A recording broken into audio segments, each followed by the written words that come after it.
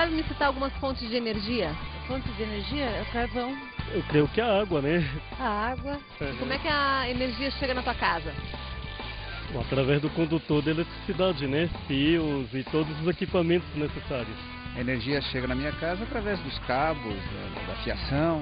Através de fios elétricos. Energia elétrica, no caso, né? Através de cabos de transmissão. Como é que é gerada a energia?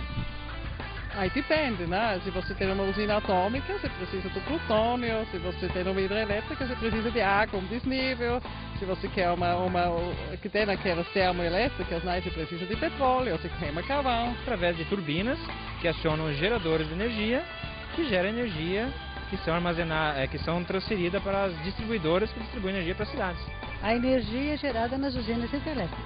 Você acha importante economizar energia? Sim. Mas bom que economizamos no bolso, né? E o que você faz para economizar? Usar o chuveiro rápido. Usando menos um ar-condicionado, tomando banhos mais rápidos, desligando o aparelho doméstico quando você não está usando. Não deixar a luz acesa sem necessidade, televisão, rádio. Na hora do banho. Desligando as luzes lá em casa e quando sai do quarto, desligar a televisão. Eu acho que a economia de qualquer coisa é importante, né? Energia elétrica, apesar de se utilizar recursos naturais hoje para gerar energia elétrica, né? A necessidade da economia é porque existe uma saturação no sistema de distribuição da energia. Se a gente não economizar, vai faltar. Porque toda a energia, pelo menos a maioria da energia que a gente consome, vem da água.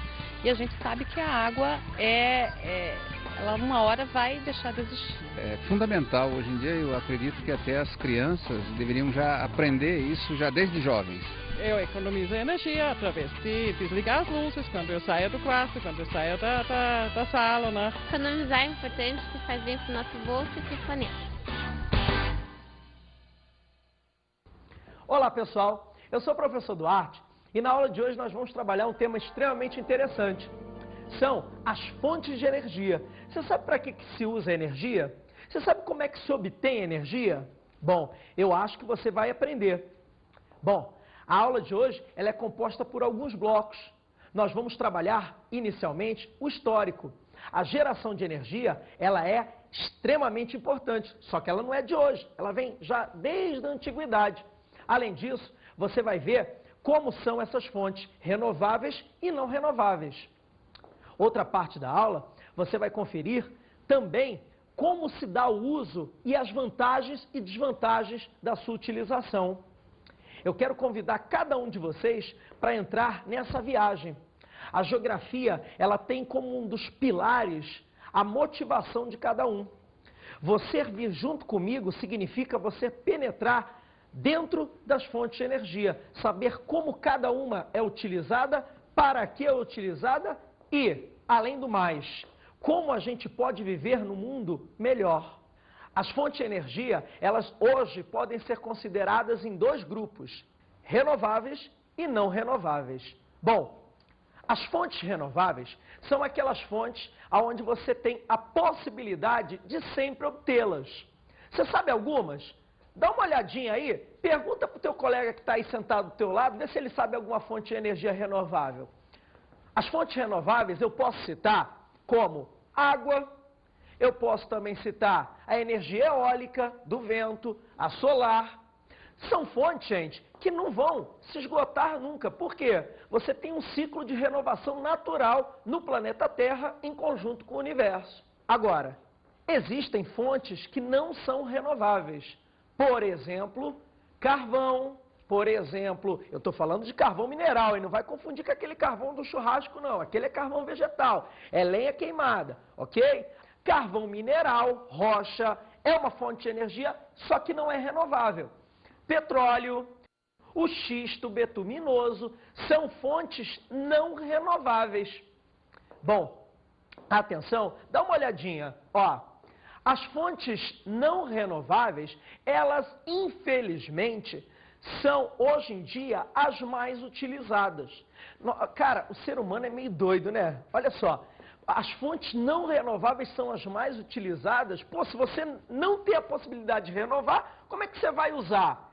Nós somos assim, né? Nós não pensamos muito direito, galera. Ó, atenção, a gente usa pra caramba o petróleo, a gente usa pra caramba o carvão e a gente usa pra caramba o gás natural. São as três mais utilizadas. Aí você pensa assim, caraca, se são as três mais utilizadas e elas não são renováveis, obviamente você chega à conclusão de que nós vamos ter problemas. Exatamente, tá? Atenção, olha para cá. O consumo nos países desenvolvidos, ele é extremamente alto. A nossa sociedade, ela é dividida basicamente em países desenvolvidos e subdesenvolvidos. Bom, nos países desenvolvidos, o consumo de energia é muito grande. Bom, gente, vamos às previsões. Como é que vai ser o futuro energético do planeta? Eu já falei para você que o consumo nos países desenvolvidos é muito grande. O nível de renda é muito elevado, ou seja, eles têm capacidade para consumir bastante energia em termos de aparelhos eletrônicos, transportes. Além disso, né, você tem todo um comércio dentro desse tipo de país, que acaba consumindo muita energia. As previsões são, infelizmente, negativas, ou seja, sombrias. Por enquanto, nós ainda dependemos muito das fontes não renováveis, como petróleo, como carvão. A gente vai ver daqui a pouquinho, tá? Então, presta atenção porque essas previsões, elas são sempre, por enquanto, infelizmente, negativistas. A falta de uma energia ainda bastante complexa, que seja renovável, tá? Faz com que o ser humano ainda pense muito sobre essa possibilidade, né, de falta de energia, de um apagão geral, vamos colocar assim entre aspas, do planeta. Falar então das fontes alternativas de energia, como o nome já próprio diz, são alternativas ao que se tem usualmente, né? As fontes alternativas mais usadas hoje seriam energia eólica, energia solar. As pequenas centrais hidrelétricas também são consideradas como fontes alternativas e atualmente está entrando também a parte de hidrogênio, a utilização de hidrogênio através de células a combustível também como fonte de energia. Uma das principais fontes seria a energia eólica, que seria a transformação da energia do vento em energia elétrica, passando pela energia mecânica. Essa é uma fonte que tem tido grande avanço no mundo, de ano a ano, é uma das fontes de energia que mais cresce para a geração de energia elétrica. Um dos países líderes na instalação de usinas eólicas seria a Alemanha. Hoje ela já tem uma capacidade superior à potência instalada em Itaipu, que é a nossa maior usina aqui no Brasil, em torno de mais de 14 mil megawatts instalados num país como o tamanho da Alemanha, que é relativamente pequeno. A energia eólica, ela é renovável, quer dizer, o vento está passando todo o tempo e quando você pode aproveitar isso, ótimo. É claro que tem épocas de calmaria onde você não tem a geração de energia. Então, a complicação, o problema da energia eólica é que ela não pode haver o armazenamento da matéria-prima. Quer dizer, o vento passou, se você utilizou ele para gerar energia, ótimo, se não utilizou, paciência, né? Então, sempre que está passando, você está utilizando. No caso do Brasil, nós temos hoje instalado em torno de 29 megawatts e em pequenas usinas aí, como o início da utilização de energia eólica. Existem programas aí ministeriais que envolvem o incentivo para que se cresça e a ideia é que se chegar em pouco tempo a mais de 1.000 megawatts instalados em energia eólica. Bom, legal, né? É bom sempre ouvir alguém da área falar sobre fonte de energia. Você percebeu que as fontes renováveis são um caminho para o futuro da humanidade. Legal? Agora, não tem só fontes renováveis. Vamos começar a trabalhar essas fontes? Olha a primeira, ela não é renovável. Vamos ver se você sabe qual é? Ó, é a questão do petróleo. Bom, o petróleo, ele sempre foi muito utilizado pela humanidade. Sempre? Não, claro, óbvio, tá? Ele começa a ser utilizado a partir da sociedade moderna. Agora, o que é petróleo? Você vai ver com mais calma na aula sobre extrativismo. Agora, deixa eu tentar já te falar alguma coisa. O petróleo é um hidrocarboneto fóssil, ou seja, ele está ligado a fósseis depositados preferencialmente em ambientes que foram marinhos. Atenção, esses fósseis acabaram originando, através de modificações químicas, o que a gente conhece como petróleo. Ele pode ser encontrado, por exemplo, como óleo, ele pode ser encontrado na forma de gás, né, o gás natural, ou seja, você tem a possibilidade, né, de várias formas de aparecimento de reservas de petróleo. Bom, ao longo da história da humanidade, o petróleo foi bastante utilizado. Por exemplo, na época dos romanos, já se achava um óleo viscoso e se utilizava ele na formulação de estradas, né? Você tapava buracos e pequenas ligações de pedras naquelas vias romanas com petróleo. Bom, eu falei para você que o petróleo começou a ser formulado e ser mais utilizado na era moderna da humanidade, principalmente depois, né, da segunda revolução industrial. O petróleo, a primeira grande reserva, tá, foi descoberta nos Estados Unidos. Um cara chamado Edwin Drake. Ele vai descobrir um poço de petróleo com 21 metros de profundidade em 1859 na Pensilvânia, Estados Unidos.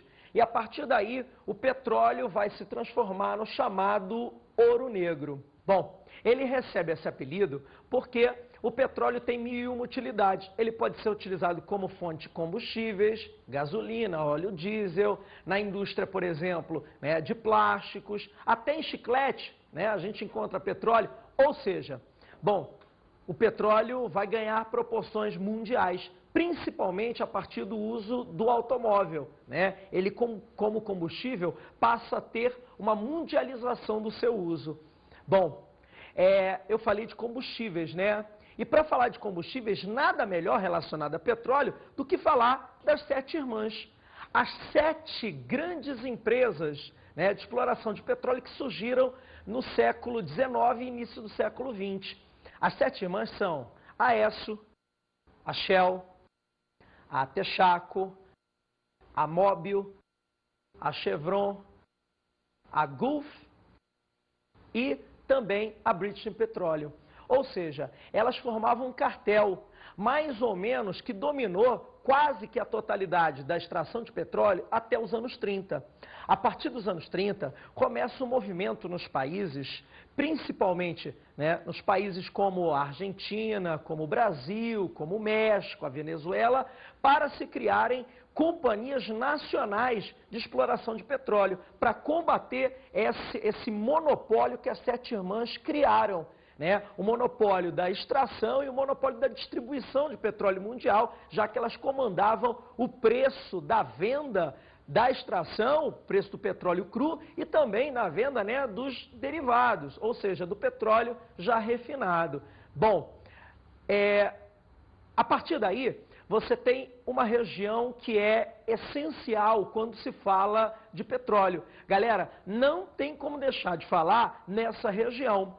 Bom, o Oriente Médio, ele é hoje, sem dúvida, vital para a extração de petróleo no planeta. Ele concentra cerca de 60% das reservas mundiais de petróleo. A principal área de extração é, sem sombra de dúvida, a área do Golfo Pérsico. Os países que estão no entorno do Golfo Pérsico, eu posso citar como exemplos o Iraque, o Irã, o Kuwait, a Arábia Saudita, esta última, por sinal, a que concentra a maior quantidade de reservas de petróleo do planeta. Galera, sem sombra de dúvida, o Oriente Médio é hoje a principal área de reserva e importância de petróleo do planeta. Tem outras. Por exemplo, na América do Sul, você tem a Venezuela. Por exemplo, os Estados Unidos também produzem muito petróleo, mas consomem demais. A Rússia, enfim, outros países. Agora, o Oriente Médio, sem sombra de dúvida, dita as regras do petróleo mundial. Essas regras, elas vão ser bastante complicadas a partir dos chamados choques do petróleo. Bom, os choques do petróleo estão relacionados, mais uma vez, ao Oriente Médio. Essa região aqui no entorno do Golfo Pérsico, ela vai comandar a extração de petróleo mundial, já falei. Em 73, através de um conflito entre países árabes, que são esses países aqui no entorno do Golfo Pérsico, que produzem petróleo, com Israel, esse conflito vai originar o aumento do preço do petróleo. Por quê? Israel, apoiado pelos Estados Unidos, na questão com os palestinos. Os palestinos são árabes, irmãos desses países aqui, ó, produtores de petróleo. Atenção, esse conflito entre palestinos e israelenses, os árabes ficam do lado dos seus irmãos, os palestinos, em 1973. E como Israel vence a guerra, atenção, você vai ter mais uma vez problemas na região. E qual foi o problema? Um problema gravíssimo de aumento do preço do barril de petróleo em 73. O preço do barril de petróleo dispara porque os árabes vão se unir e vão conseguir aumentar o preço do petróleo. Agora, como é que os árabes conseguiram se unir para aumentar, para definir esse aumento do preço do petróleo? Aí entra uma organização muito importante. Presta atenção, é a OPEP, Organização dos Países Exportadores de Petróleo, da qual, né, essa organização, os principais países componentes dela são os países justamente árabes, aqueles que têm as maiores reservas. Bom, atenção, o conflito entre árabes e israelenses, árabes principalmente os palestinos, faz com que em 73 o preço do barril de petróleo vá para a estratosfera. E os Estados Unidos, principal importador, junto com o mundo ocidental, pague a conta do conflito. O segundo choque vai se dar em 1979. Bom, em 1979, você tem a Revolução Fundamentalista Islâmica no Irã. Essa revolução leva ao poder, no Irã, um grande país produtor de petróleo, um homem chamado Ayatollah Khomeini.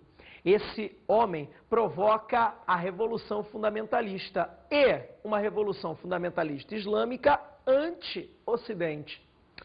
O Ocidente fica com medo. O Ocidente fica com medo da falta de petróleo. O preço novamente dispara. Bom, você já reparou que o mundo fica dependente, fica refém do Oriente Médio quando se fala em relação a petróleo. E nos anos 80? Nos anos 80, você tem uma queda no preço do petróleo. Por quê? Os grandes países produtores não entram em grandes conflitos, ou pelo menos em novos conflitos. Atenção, você tem uma estabilização do preço do petróleo. O mundo relaxa com relação à à possibilidade de uma crise de petróleo. Atenção, é importante ressaltar que essa paz momentânea, ela vai terminar em 1991, com a Guerra do Golfo. A Guerra do Golfo vai colocar frente a frente o Iraque versus o mundo praticamente todo, comandado pelos Estados Unidos, por um senhor chamado George Bush. Tá? Atenção, esse presidente americano faz a Guerra do Golfo, promove, lidera a Guerra do Golfo contra o Iraque. O mundo, mais uma vez, teme pela falta de petróleo e os preços disparam. Você reparou que, apesar da evolução mundial, o petróleo ainda continua ditando as regras. Por quê? Porque infelizmente, porque não é renovável, a nossa principal fonte de energia. Quem dera que a nossa principal fonte de energia fosse renovável, né? A gente estaria um pouco mais calmo. Bom, galera, atenção, deu para entender um pouquinho de petróleo, né? As sucessivas crises, a dependência que a gente tem dele. Atenção, vamos a outras fontes de energia? Carvão, mineral e gás natural são duas outras fontes de energia. São bastante utilizadas, principalmente quando o petróleo está em falta. Lembra dos choques do petróleo? Bom, o carvão, sem sombra de dúvida, é o substituto imediato, principalmente nos países do hemisfério norte. Por exemplo, China, por exemplo, Rússia, por exemplo, Estados Unidos, tá? Que são grandes produtores de carvão. Ele é o substituto imediato a qualquer falta de petróleo. Bom, o carvão tem um problema muito sério. Ele polui bastante o meio ambiente. Esse problema tem levado bastante ecologistas a condenarem o seu uso, porque ele poderia e, obviamente, contribui para o efeito estufa. Ou seja, você teria aí o carvão sendo utilizado como uma das fontes que levariam a esse efeito estufa. A camada de poluente que se forma, tá, no entorno da atmosfera e impede a dispersão de calor, elevando a temperatura do planeta. Sem sombra de dúvida, o carvão seria aí um dos principais contribuintes, junto com o petróleo, dessa formação desse efeito estufa. Esse é um ponto negativo. Um ponto positivo é que o carvão está lá, né? Já existe em grande quantidade, principalmente nesses países que eu acabei de citar. Ou seja, seria um substituto imediato, tá, para qualquer possibilidade de falta aí de petróleo. Uma outra opção seria o gás natural. Bom, o gás natural, ele tem algumas vantagens. Uma das principais é a possibilidade e facilidade de ser transportado, através principalmente de gasodutos.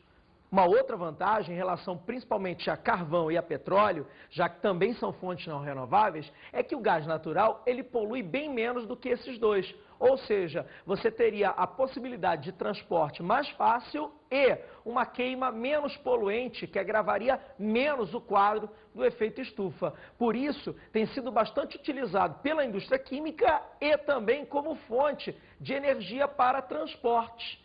Ok? Tá? O gás natural, ele é uma outra opção.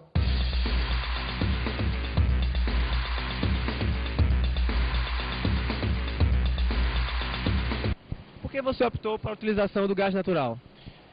Economia de consumo, maior durabilidade do motor. É mais econômico, é mais vantajoso ou você acha que isso é um mito que as pessoas inventaram para um combustível alternativo? Em relação à gasolina, economia de 50%. 50%. Em relação ao álcool, 30%. Foi uma questão mais de economia. Uma economia muito significativa. Muito. Em torno aí de 70%, 80% está dando. Hoje em dia está bem mais barato e mais em conta, né? Hoje com R$15 você roda 200, 250 quilômetros.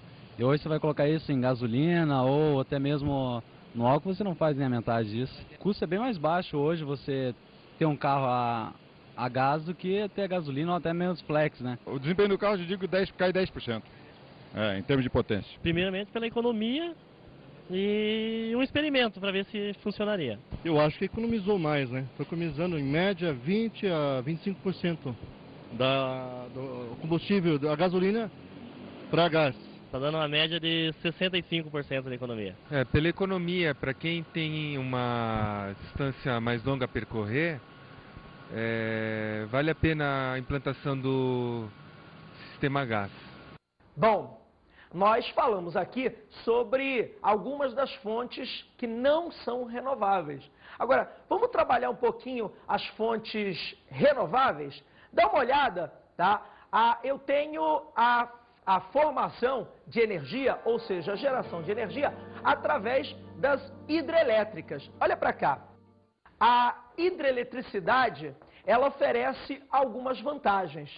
Quais são as vantagens oferecidas pelas hidrelétricas? Primeiro, é uma fonte, eu já falei, renovável. Ou seja, você tem a possibilidade, ao longo dos séculos, de estar sempre utilizando ela. A segunda vantagem é a possibilidade de você não contribuir para a poluição.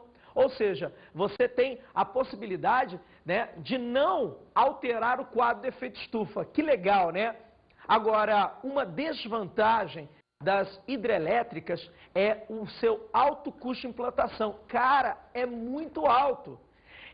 Gente, instalar uma hidrelétrica, construir uma represa, formar um lago, é muito caro, ok? Mas, para países que têm por exemplo, um grande potencial hidrelétrico, como é o caso do Brasil, como é o caso dos Estados Unidos, como é o caso, por exemplo, do Canadá, Rússia, que são países que têm rios de planalto e uma relativa quantidade de dias de sol, que facilitam a evaporação. Isso faz com que você tenha rios com bastante volume de água e a possibilidade de rios de planalto com grande queda de água, gerando energia nessas quedas d'água. Bom, essas são as vantagens e desvantagens do uso da energia hidrelétrica. A termoeletricidade é outra forma de se obter energia elétrica. Bom, a termoeletricidade, ela se constitui na possibilidade de você utilizar a queima de alguns combustíveis, como por exemplo o petróleo, o carvão mineral, o gás natural, ou seja, você pode queimar esses combustíveis e originar energia. Essa energia que está possibilitando aqui a nossa filmagem. Bom, essa energia que faz com que você possa utilizar a sua televisão em casa. Bom, gente, a termoelétrica, ela é vantajosa no sentido de que seu custo inicial de implantação é mais baixo, ou seja, do que a hidrelétrica. Você tem um custo inicial bastante baixo. Outra vantagem é que você pode colocar uma termoelétrica em qualquer espaço que você queira. A hidrelétrica não. A hidrelétrica ela tem que estar associada ao rio. E esse rio tem que ter um bom potencial, né, de queda. A termoelétrica não, gente. A termoelétrica se instala em qualquer lugar. Com preferência, é claro, por áreas próximas da área de fornecimento de matéria-prima. Carvão, petróleo, enfim, tá? Essas são vantagens, tá, da termoelétrica. Agora, como desvantagens, nós temos também a grande emissão de poluentes. Bom, a termoelétrica, ela vai ser uma das grandes contribuintes para o chamado efeito estufa, junto com petróleo, junto com carvão, né? Essas termoelétricas, elas são grandes poluidoras, percebeu? Tá? Então, e elas dependem de fontes normalmente não renováveis, ou seja, tá? Um dia elas provavelmente, se não houver uma mudança, né, nos padrões energéticos que se tem notícia hoje, as termoelétricas um dia vão ter que parar de funcionar, já que trabalham fundamentalmente com fontes de energia que não são renováveis. Outra fonte utilizada é a energia atômica. Essa energia é uma das mais usadas na atualidade. Ela começou a ser usada com bastante frequência a partir dos anos 50, ou seja, após a Segunda Guerra Mundial. Você sabe como que a gente pode obter a energia nuclear? Uma forma muito complexa de obtenção. Mas para você entender, deixa eu tentar te explicar como é que se obtém energia a partir de hidrelétricas. Você já tem uma noção, né? Você tem o rio vai descer uma corredeira, ou seja, ter uma boa declividade. A partir dessa declividade, o rio movimenta a turbina, essa água represada do rio, né? Tem que se construir uma represa. Movimenta uma turbina e a partir daí, tá, dessa movimentação da turbina, você tem a geração de energia. Bom, nas termoelétricas, o que gera energia é a queima de combustíveis, por exemplo, petróleo, por exemplo, carvão. Essa queima aquece uma caldeira, liberando vapor, e esse vapor movimenta a turbina. Agora, na energia nuclear, o que vai diferenciar é que não são combustíveis queimados e também não é a água que movimenta a turbina. O que vai acontecer é a fissão dos núcleos. Atenção, a fissão dos átomos de urânio. O urânio é um mineral associado à energia nuclear. Você sabia? Você tem a fissão, ou seja, a quebra desses núcleos, né, desses átomos de urânio, e a partir dessa quebra, a liberação de energia. Essa energia liberada, ela vai aquecer também uma caldeira, liberando vapor, e a partir da liberação desse vapor, você vai ter a movimentação de uma turbina. Essa energia nuclear, ela é derivada dessa fissão, atenção, dos núcleos dos átomos de urânio. É uma energia primária, gente. É uma energia primária. E essa energia primária, se por acaso houver algum acidente com ela, vai contaminar as pessoas ao seu redor. Você provavelmente já ouviu falar sobre acidentes, tá, em usinas nucleares, ou acidentes, explosões ou contaminação de pessoas. São bastante graves esses acidentes. Por quê? Porque não se pode brincar. Você está trabalhando com uma energia primária e qualquer descuido pode ser fatal. Os países que mais usam a energia nuclear normalmente são países desenvolvidos. Você sabe por quê? A energia nuclear, ela é uma tecnologia muito cara e avançada. O custo de instalação e a tecnologia incorporada para você ter uma usina nuclear funcionando são muito elevados, ou seja, o custo para você ter esse tipo de energia é um custo muito caro, principalmente, né, na sua fase inicial. Os países mais pobres, além de não terem essa tecnologia, porque não têm capital para investir, não têm a possibilidade também de concluir o processo, ou seja, nem a fase inicial, nem a conclusão. Portanto, os países que mais utilizam são aqueles desenvolvidos. Eu posso citar como exemplos a França, os Estados Unidos, a Alemanha, que são países desenvolvidos cuja fonte de energia, tá, uma das principais, é a energia nuclear. Atenção, existem uma série de relatos que mostram que a energia nuclear pode trazer vários problemas. Bom, um dos problemas mais graves são os acidentes que podem ser ocasionados, tá, por esse uso da energia nuclear. Você já deve ter escutado falar, por exemplo, de algumas usinas onde ocorreram explosões. Além disso, pessoas que porventura foram contaminadas. Um dos casos mais graves aconteceu nos Estados Unidos, em 1979, na usina de 3 Mile Island, onde houve um grande vazamento que contaminou pessoas da região.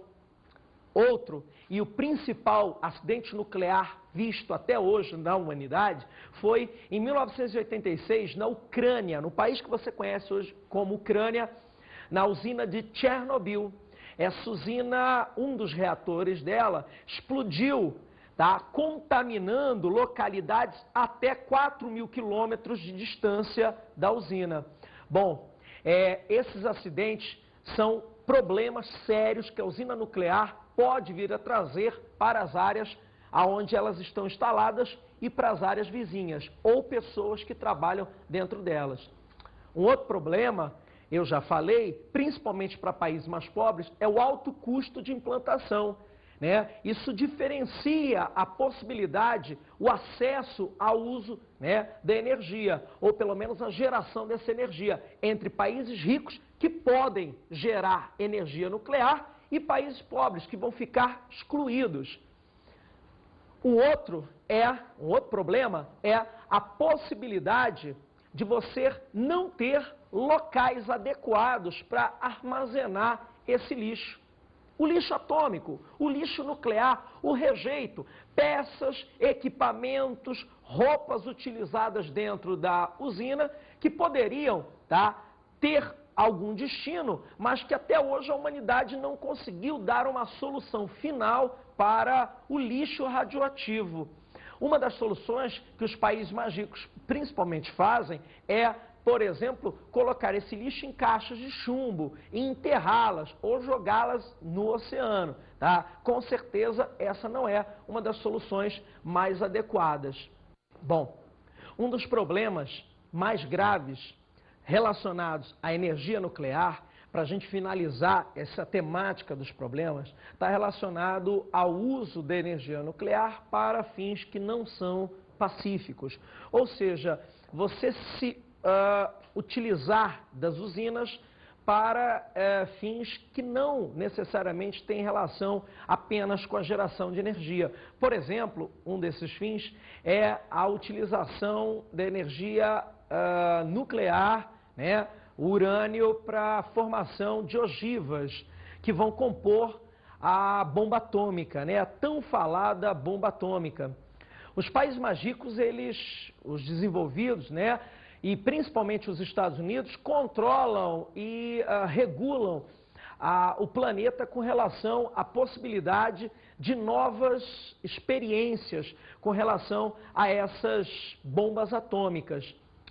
Eu fico me perguntando, toda vez que eu vejo imagens de crianças com problemas relacionados à má formação, eu fico me perguntando, toda vez que eu vejo imagens de bombas atômicas como Hiroshima e Nagasaki, até que ponto a humanidade ela pode levar à frente essa questão da energia nuclear?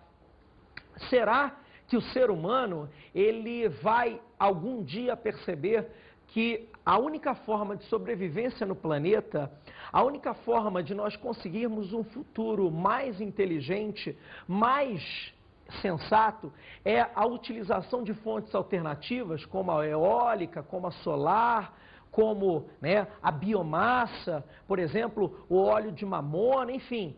Deixar um pouco essas fontes não renováveis, já que, por exemplo, a gente está falando, né, de energia atômica, e a energia atômica é uma fonte não renovável, e ainda tem o perigo de bombas atômicas, ou seja, um desvio na utilização pacífica, que seria o uso de energia para fins não pacíficos. Para falar melhor do tema, né, eu acho que nada fica mais no lugar do que o poema de Vinícius de Moraes, A Rosa de Hiroshima, que mostra bem a realidade do ser humano. A realidade de um ser humano que ansia, né, que quer energia, mas que não está no momento, infelizmente, ainda sabendo a melhor maneira de buscá-la.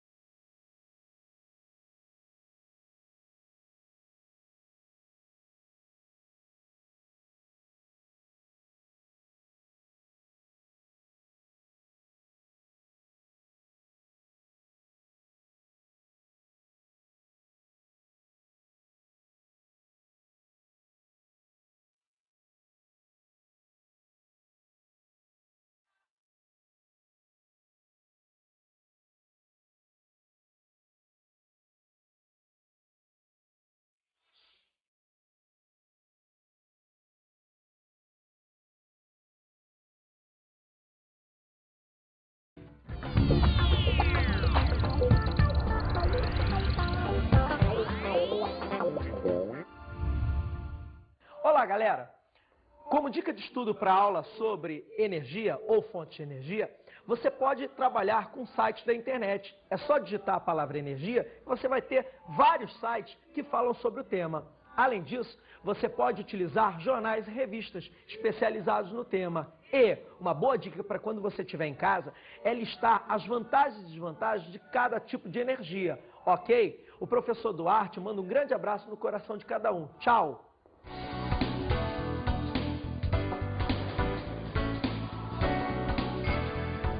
Na aula de hoje, estudamos a geração de energia no mundo e analisamos a questão do petróleo.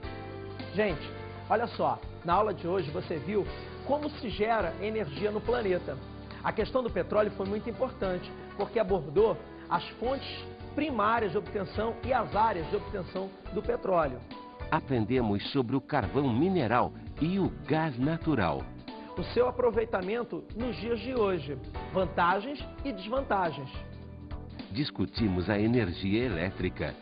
Ainda, você percebeu a discussão sobre a energia elétrica, as hidrelétricas e as termoelétricas, como elas atuam no mundo de hoje.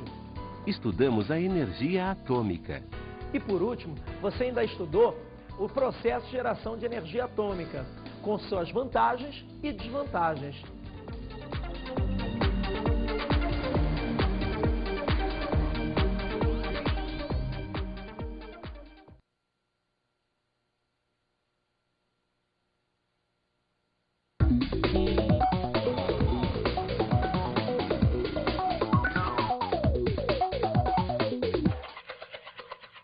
Olá, amigo professor.